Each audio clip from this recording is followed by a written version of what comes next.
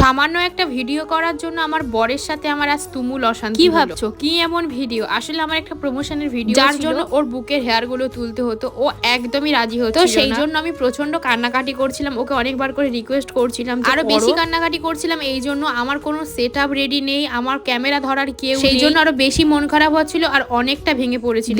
অনেকবার রিকোয়েস্ট করার পরে আমি ওকে রাজি করাই আর ওর হেয়ার গুলো তুলতে। যেহেতু আমার কোনো ক্যামেরাম্যান নেই, আমি নিজে নিজেই সব সেট আপ রেডি করে করছিলাম, যার জন্য আমার বারবার উঠে দেখতে হচ্ছিল যে ঠিকঠাক ভিডিও হয়েছে। সত্যি বলতে গেলে আমার বর প্রচন্ড সাপোর্টিভ, বাট এইগুলোর দিক থেকে একদমই সাপোর্টিভ নয়। কি দিন এলো একটা ভিডিওর জন্য আমি কান্নাকাটি করে একসেট, তার উপরে আমার ছোট মেয়েকে নিয়েও আমার এই প্রমোশনের ভিডিওটা করতে। সত্যি বলতে গেলে প্রমোশনের ভিডিওগুলো করতে ভাল লাগে, কিন্তু প্রচন্ড কষ্ট জানো তো, মেয়েকে সামলে সব। তবে একটা সত্যি কথা বলি, আমার বর কিন্তু এমনি থেকে অনেক হ্যান্ডসাম, প্লাস লোম ছিল বলে বেশি হ্যান্ডসাম লাগছিল, তার থেকে আমার মনে হয় এখন বেশি হ্যান্ডসাম লাগে। বাই দ্য ওয়ে, প্রমোশনের ভিডিওটা যদি কেউ দেখে থাকো তাহলে দেখে নিও, আমি লিংক